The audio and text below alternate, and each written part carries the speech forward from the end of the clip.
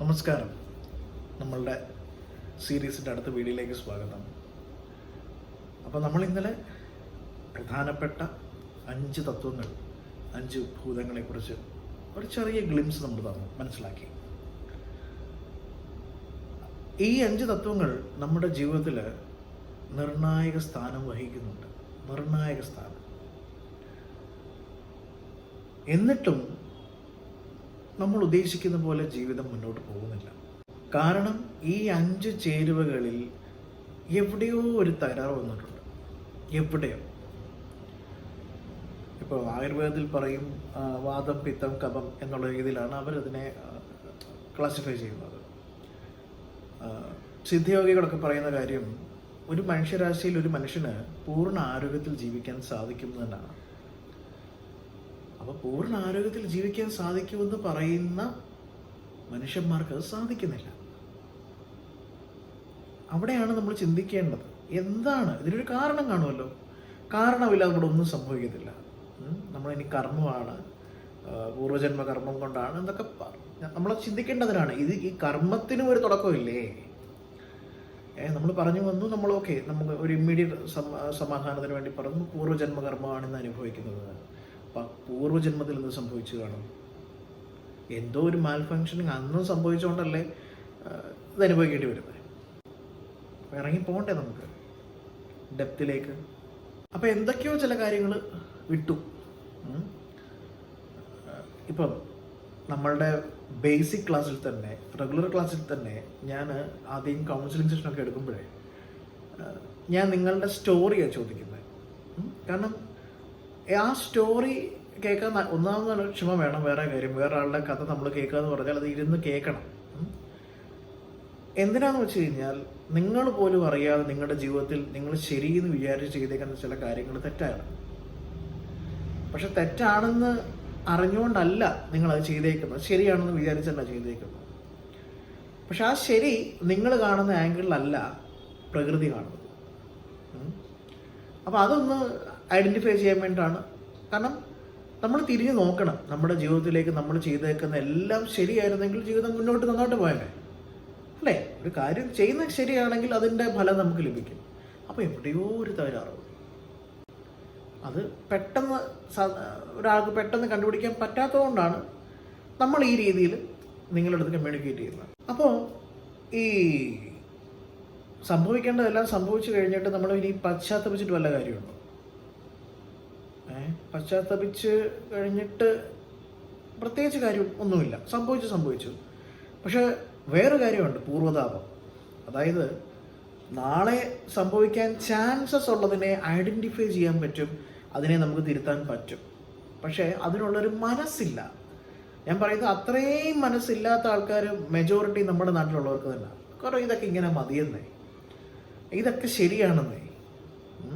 പക്ഷെ ശരിയാണെന്നും ഇതൊക്കെ മതിയെന്ന് പറയുന്നവർക്ക് നാൾക്ക് നാൾ ദുഃഖവും ദുരിതവും അല്ലാതെ കരകയറാനുള്ള വഴി അവർ മുന്നിൽ തുറക്കുന്നില്ല എന്നുള്ളതാണ് സത്യം. അപ്പം 10 വർഷം ഇനിയിപ്പം കഴിഞ്ഞ 10 വർഷം മുമ്പ് നമ്മുടെ ലൈഫിൽ സംഭവിച്ച കാര്യം ആലോചിച്ച് ഇപ്പോൾ റിഗ്രറ്റ് ചെയ്യുന്നുണ്ട്. ഇനി ഒരു 10 വർഷം കഴിഞ്ഞിട്ട് ഇന്ന് ചെയ്യാൻ മുന്നിൽ വന്ന സാഹചര്യങ്ങളെ ഒന്നും ചെയ്യാതെ അവനവൻ്റെ ഈഗോയും കെട്ടിപ്പിടിച്ചിരുന്നിട്ട് 10 കൊല്ലം കൂടെ കഴിഞ്ഞിട്ട് ദുഃഖിച്ചിട്ട് വല്ല കാര്യമുണ്ടോ? അപ്പോൾ ഇതിൻ്റെയൊക്കെ മൂല കാരണം എന്ന് പറയുന്നത് നമ്മളുടെ തന്നെ മനുഷ്യരാശിയുടെ തന്നെ ദിനചര്യയിൽ വന്ന മാറ്റങ്ങളാണ്. ഈ ദിനചര്യയിൽ വന്ന മാറ്റങ്ങൾ എന്ന് പറയുമ്പോൾ നിങ്ങളുടെ നിലവിലുള്ള സാഹചര്യത്തിനനുസരിച്ചാണ് നമ്മൾ ഓരോരുത്തരും തന്നെ ജീവിക്കുന്നത്. അതായത് ഞാൻ പറയുന്നത്, ഇപ്പം നിങ്ങൾ രാവിലെ എഴുന്നേൽക്കുമ്പോൾ തന്നെ മജോറിറ്റി ആൾക്കാരും ഒരുപക്ഷെ രാവിലെ ജോലിക്ക് പോകേണ്ടവരുണ്ടാവും, അല്ലെങ്കിൽ മക്കളെ സ്കൂളിലാക്കേണ്ടവരുണ്ടാവും, അല്ലെങ്കിൽ സ്വന്തമായിട്ട് വീട്ടുജോലിയും കഴിഞ്ഞിട്ട് പോകേണ്ടവരുണ്ടാവും.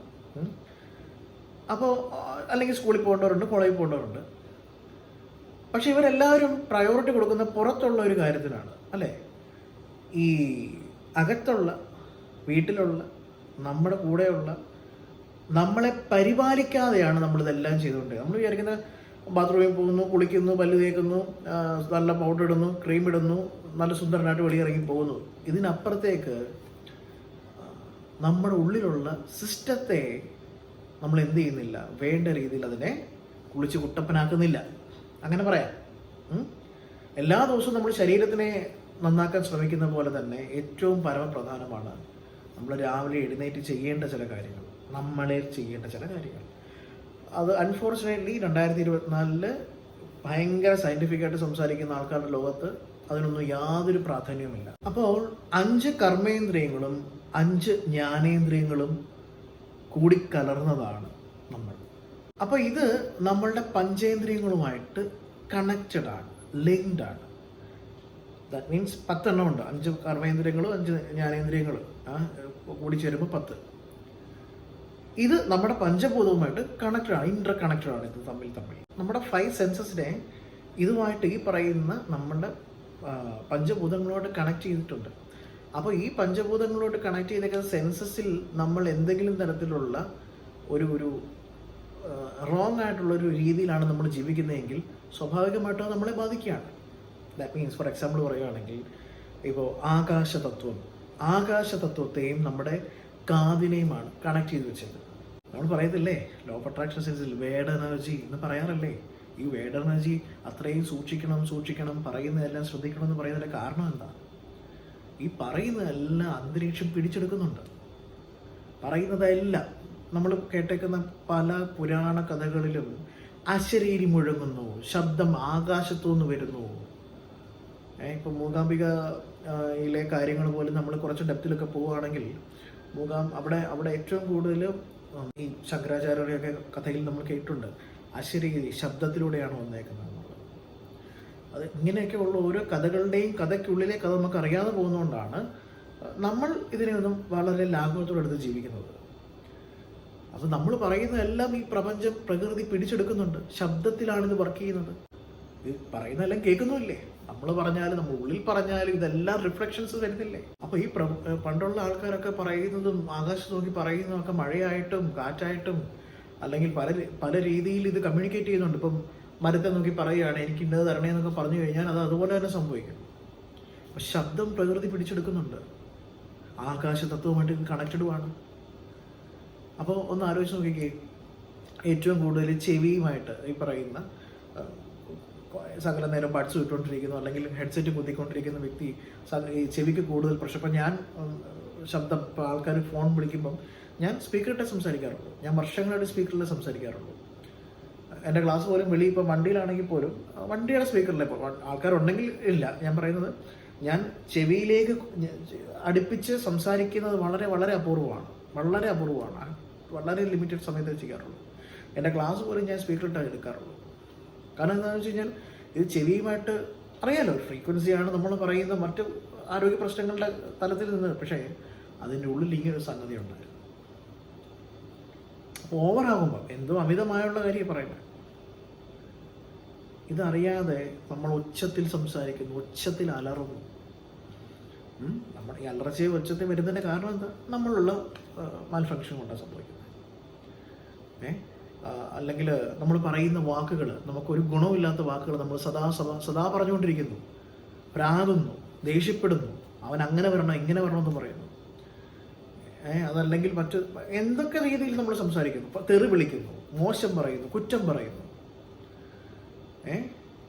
ഒന്ന് ആലോചിച്ച് നോക്ക്. ഇത് നമ്മുടെ പഞ്ചേന്ദ്രിയങ്ങളെ നമ്മൾ വീക്കാക്കിക്കൊണ്ടിരിക്കുകയാണ് അനവധി ദിവസം നിരന്തരം. എന്നിട്ട് നമ്മൾ എനിക്ക് മാനിഫെസ്റ്റ് ചെയ്യണം എന്ന് പറഞ്ഞിരിക്കുന്നു. ഒന്ന് ആലോചിച്ച് നോക്കും നമ്മൾ ചെയ്തുകൊണ്ടിരിക്കുന്ന വൈരുദ്ധ്യം.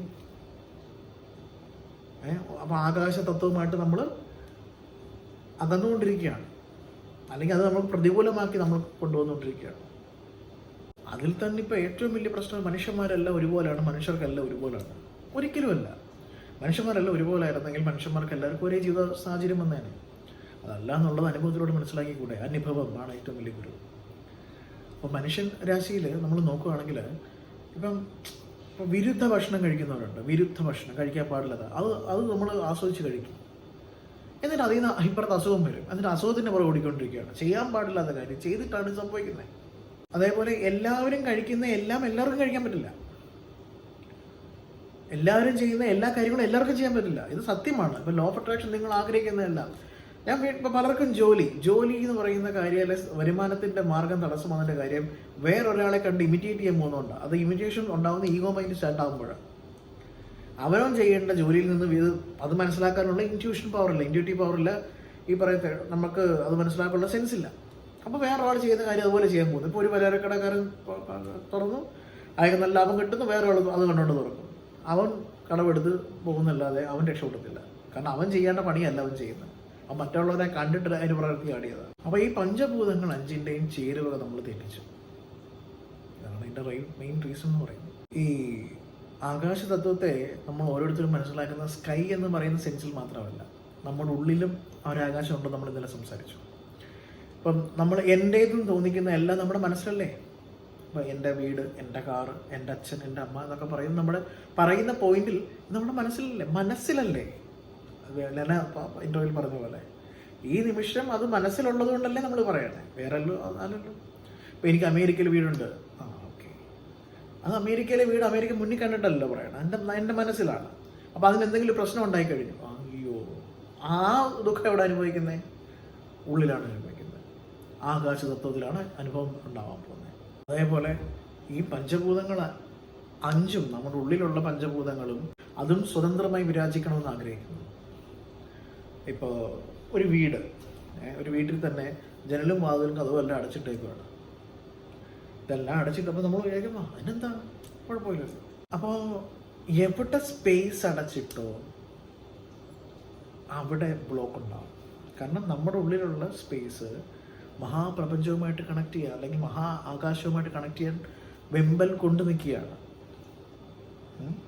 ഇപ്പം ഈ മുറിയിൽ ഞാൻ ചെല്ലും അതിലും എല്ലാം അടച്ചിട്ട് കഴിഞ്ഞാൽ ഈ മുറിയിലൊരു സ്പേസ് ഉണ്ടല്ലേ, ഇതും പുറമേ ഉള്ള സ്പേസ് തമ്മിൽ കണക്ട് ചെയ്യാൻ വേണ്ടിയിട്ട്. അപ്പം നിങ്ങൾ നോക്കും ഓക്സിജൻ പോകുന്ന കൊച്ചു വഴി മറ്റേ വെന്റിലേഷൻസ് ഉണ്ടല്ലോ, അങ്ങനെയല്ല.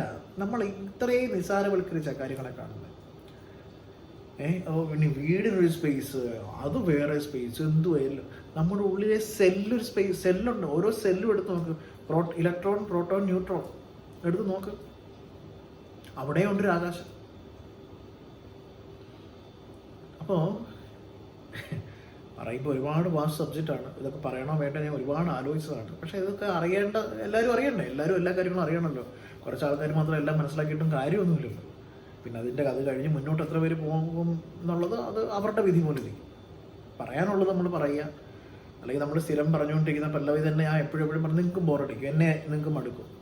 അപ്പോൾ അതുകൊണ്ടാണ് ഞാൻ കുറച്ചുകൂടെ കാര്യമായ കാര്യങ്ങളിലേക്കൊക്കെ പോകാൻ ഞാൻ ഇപ്പോഴെങ്കിലും ഒരു തീരുമാനം എടുത്തത്. അപ്പം എന്നേക്കാൾ മുമ്പ് ഇതൊക്കെ പറഞ്ഞ ആൾക്കാർ ഒരുപാട് പേരുണ്ട് യൂട്യൂബിന്, അത് വേറെ കാര്യം. എന്നാലും ഞാൻ പറഞ്ഞതാണ്, മുറി അടച്ചിട്ട് കിഴക്കടഞ്ഞ് കിടക്കാനെന്ന് പറയും. കിഴക്കടഞ്ഞ് കിടന്നാൽ ആ വ്യക്തിയുടെ സകലതും പോക്കാം. അപ്പോൾ നമ്മൾ പറയും മൃഗം കയറുന്നുണ്ട്, പട്ടി കയറുന്നുണ്ട്, പൂച്ച കയറുന്നുണ്ട്. ഇതൊന്നും ഒരു ഇതൊക്കെ നമ്മുടെ കർമ്മ കളിക്കുന്ന കളിയാണ്. കാരണം അത് പറഞ്ഞ് നമ്മളെ കുറ്റിയിട്ട് വെക്കും, എല്ലായിടും അടച്ചു കൂട്ടി സീൽ ചെയ്ത് വെക്കും. എന്നിട്ട് ഉള്ളിലുള്ള ആകാശതത്വം മഹാകാശമായിട്ട് കണക്ട് ചെയ്യാൻ വേണ്ടി സമ്മതിക്കത്തില്ല. നമ്മൾ തന്നെ ബ്ലോക്ക് ഉണ്ടാക്കി വെക്കും. എന്നിട്ട് ആ ബ്ലോക്കിൽ നമ്മൾ കിടന്ന് വട്ടക്കണ്ണം കറങ്ങും അല്ലേ. കഥമൊക്കെ അടച്ചിട്ടേക്കുവാണ്, എല്ലാം ഒന്ന് തുറന്നു കിട്ടും അത്യാവശ്യം.